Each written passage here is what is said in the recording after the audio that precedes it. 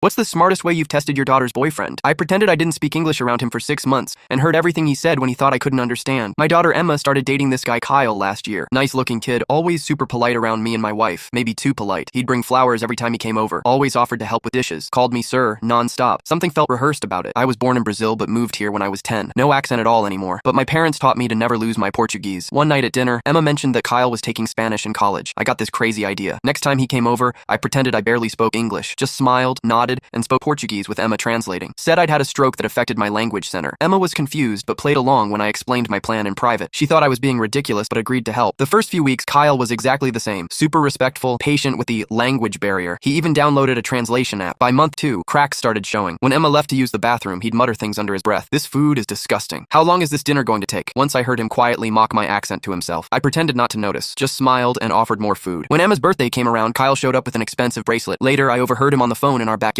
Yeah, I returned the cheap one and got the silver one instead. Her dad's loaded. Gotta look the part. That was interesting. I'm comfortable, but definitely not loaded. We live in a normal 3-bedroom house. I drive a 2016 Subaru. One Saturday, Emma had a shift at the hospital. She's in nursing school. Kyle came by anyway, said he left his charger. I let him in, still doing my broken English act. While I pretended to watch a Portuguese soccer game, he took pictures of our mail, our investment statements, even opened my desk drawer when he thought I wasn't looking. The next week, I accidentally left fake bank statements showing a negative balance and massive debt on the kitchen counter, just to see what would happen. 3 days later, Kyle told Emma he needed space and wasn't sure about their relationship. Said he wanted to find himself before getting serious with anyone. Emma was heartbroken but suspicious. She asked if my test had shown anything. I told her everything I'd heard. We waited to see if Kyle would come back once the fake bank statements disappeared. Sure enough, 2 weeks later, he texted her saying he'd worked through his issues and wanted to try again. Emma invited him over for dinner. He brought the usual flowers, called me sir again. I served his favorite meal, the one he'd called disgusting behind my back. Halfway through dinner, Emma started speaking to me in perfect English. I responded the same way. Kyle froze with his fork halfway to his mouth. You speak English? He stammered, looking at me. I've spoken English for 35 years, I said. Almost as long as I've been able to spot guys who date my daughter for her money. The color drained from his face. Emma placed her phone on the table, playing a recording of him from last week. Once I'm in with her family, her dad can hook me up with one of his doctor friends. Then I'm set for life. He tried denying everything, said I misunderstood, that my English must not be good enough to understand context. Emma held up his phone. He'd left it unlocked when he went to the bathroom. And these texts to your friends about my rich family you plan to use? Am I misunderstanding those too? He grabbed his phone and stormed out, called Emma crazy, called me a sneaky old man. Emma cried that night, but told me the next morning she was grateful. 6 months of hurt is better than years of lies, Dad. Kyle's now dating the daughter of a car dealership owner. Emma's with a guy she met at nursing school. He brings homemade cookies instead of store-bought flowers and talks to me the same way whether Emma's in the room or not.